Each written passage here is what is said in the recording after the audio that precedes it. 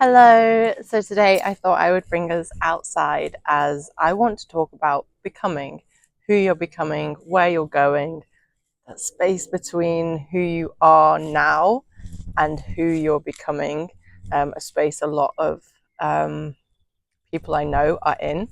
And, the taking inspiration from the beauty of nature, from the seasons turning. Tomorrow I'm recording this on the 20th and the solstice is tomorrow, so we're turning into a portal of spring becoming summer. Our energy changing. You might feel some impatience, or some stuckness from between this space of where you are and where you want to be. And in my opinion, the whole journey of life is a journey of becoming, especially when you step onto the spiritual path, when you are asked to awaken, when you are asked to rise and evolve. You are asked to become, and you're not asked to become a new person.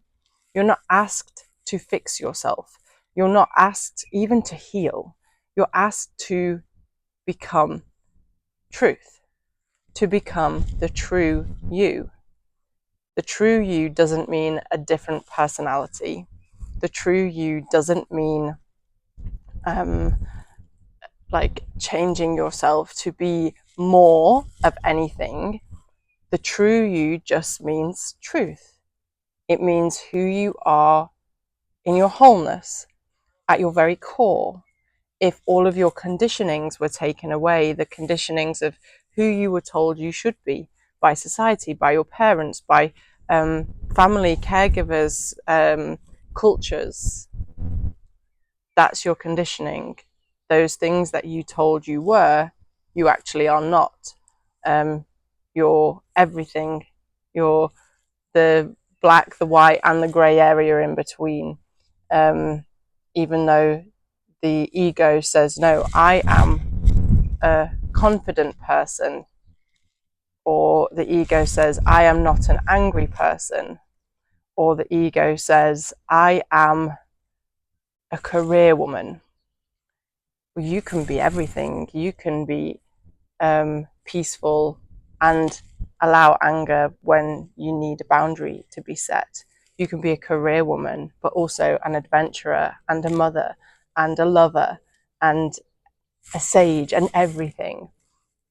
You are, in your becoming, you are here to learn that you are everything and that you are also nothing, and all of the glorious magic of infinite possibilities in between that space.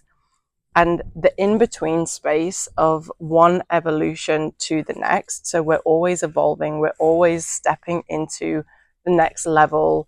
The spiritual path is one of realizing the self, of realizing the truth of who you are. You're not necessarily going to get there overnight. And I think some people don't even realize that that's the journey they're on. And a lot of us go on that journey to perhaps change our human experience. That's how I started. I wanted to change things. I wanted more money. I wanted better relationships. I wanted a successful business. And that changes over time. The more you come into your truth, you kind of realize that, oh no, I'm here to know who I am, to express who I am, to be in the fullness of who I am and the expression that I came here to be. And in that, you are beginning to realize the self, the truth that lies beyond everything that you've known. So we're constantly evolving and we have different chapters of our lives. I had a chapter where I was chasing business success, and now I'm in a totally different chapter. So on these journeys, we're kind of peeling back the layers of who we thought we were. But once we've kind of gone from one evolution of ourselves into another, there's a space. There's this space in between, this liminal space, this limbo that is very uncomfortable to the ego. The ego might see it as, I'm stuck, I'm bored, feeling impatient, wanting to shake the snow globe a little bit, like what's going on? But can you, in these moments, in these space between identities, these space between timelines, between worlds, between versions of yourself, can you get still? Can you be in the discomfort of not knowing where you're going, not knowing what is coming? I can tell you it's magic. Can you be in this stillness? Can you accept where you are? This takes a lot of acceptance, a lot of surrender, a lot of letting go. Because while ever you're in that place of trying to grasp onto become the next version of you before you're ready, before the time is there, before your kind of wings have fully been fully emerged, if you resist, if you kind of wanting the change to come quicker is resisting where you are, if you resist where you are, it's going to basically take longer, and you're going to keep yourself in this loop of give it to me now, give it to me now, give it to me now. I want to be there rather than being where you are. Wanting to be there is going to cause you suffering, but being where you are is going to bring you peace. It's going to relax your nervous system. We're not just dealing spiritually here. We are here in physical bodies, and we have a nervous system that if we're trying to be somewhere else, the nervous system is not going to be relaxed. It's going to be working overtime to keep you regulated, and nobody can create in that state. It keeps you in a state of survival. And in order to become the next version of you, we can't be in survival. So in these sticky moments and the in-between, in the limbo between one and the next, can you come into yourself? Can you drop into your heart, and can you just be? Can you be who you are? Can you bring love to who you were? Can you accept the kind of the emptiness, the nothingness, and accept that you don't know what is about to happen? When we can fully become our true self, this is when we evolve onto our highest timeline, when we fall into our soul aligned path, because we're not chasing ego desires, we are following soul desires, and the universe meets you there. The universe will meet you where you're going. If you want ego chasing through fear, the ego will meet you there. If you want soul sailing through trust, the universe will meet you there, because you're creating your reality through your perceptions and your beliefs. So in this journey of becoming, it takes a lot of surrender, a lot of trust, a lot of self-responsibility, because you have to answer the call to adventure. You have to say, yes, I am becoming. Yes, I am letting go of these old identities that don't serve me anymore. Yes, I'm going to accept that maybe I don't like this place that I'm in and it's a bit uncomfortable, but I'm going to go forward anyway, and I'm going to be here, and I'm going to connect to myself, because self-connection in this moment is the most important thing. Connecting to your heart, connecting to the truth. You can ask your heart, who am I becoming? If you stay silent long enough, your heart will show you. It will show you through emotion, feeling, perhaps vision, and it will be magical. Now, on the adventure, you have to let go of the old conditioning. So this is the adventure. You have to let go of the old conditioning. You have to learn your boundaries. You have to say, yes, I'm here for this. No, I'm not here for this. You have to speak up. You have to say what needs to be said from your heart, from your truth. You have to be unapologetically you. And that is the person who believes she's not an angry person, but also the person who knows that she needs to have anger so that she, the anger can help her create boundaries so that she can change the pattern of being a people pleaser. There is this kind of, we need to be okay, basically, in the becoming.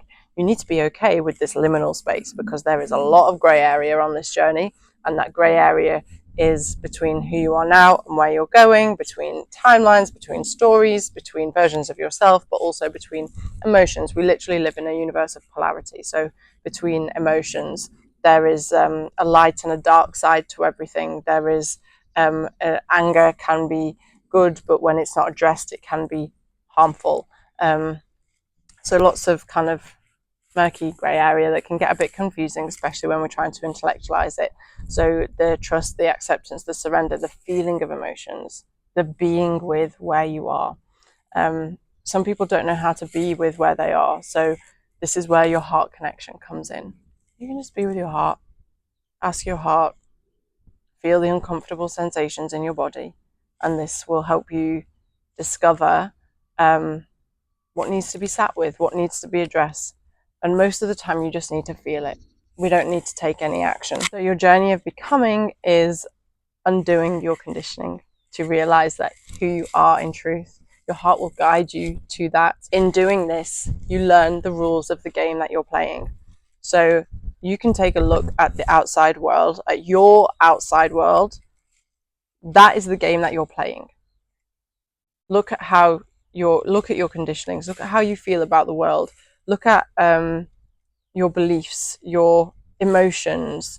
These are all governing the rules. So your specific rules to the game. You can change the rules, but only when you start to go inwards. When you start to go on this inner journey to learning who you are in truth, the rules of your game will be revealed. You'll realize that you get to change the rules of your game. And this is easier said than done. But once you're fully committed, like, this is a journey that you will never regret, because on the other side, it is just magical. And those things that you've always wanted come to you. You become the conscious creator of your reality. You're working with the universe rather than against it, rather than trying to control this magnificent universe that knows exactly when summer gets turned on. Like, there's nobody in an office saying it's summertime now, push the button. The intelligence of the universe knows that we are nature. We get to work with the universe to create. So flow with it. Flow with it and learn who you are in truth, and your becoming will be so much smoother. On this journey, things I think everybody needs is a self-connection, heart connection practice, be that meditation or yoga, breathing into your heart, whatever it is for you. Mine is meditation, silent meditation, and heart connection. So just breathing, speaking to my heart. Somebody else I know journals from letters from love. So journaling, all of these, like, build yourself a solid devotional practice that you come to every single day. You will probably need support. So a coach or a community who can help you see where you're going. A coach will help you see your highest potential where you potentially can't see it. A coach has the bird's eye, kind of a clearer view of your own stuff than you do. That's what I was talking about with my coach the other day. I was like, I need you to help me with this because you can see my shit and I can't, because I'm in it, and the emotions cloud the judgment. So working with somebody who can help you see the path where maybe it's a bit cloudy to you. Community, so support, like friends on the journey as well. Like, you'll notice on this path that becoming also means you'll meet other people who are becoming, and you might lose people, or not lose people, but you might just have a pause from people who are not on this journey of becoming. You will need a whole lot of trust, a whole lot of surrender, and a higher vision. What is your highest vision for life as your fullest expression? This is what your heart can help guide you with. I hope this has helped, and I look forward to seeing you again soon. Have a beautiful day and enjoy the beginning of summer.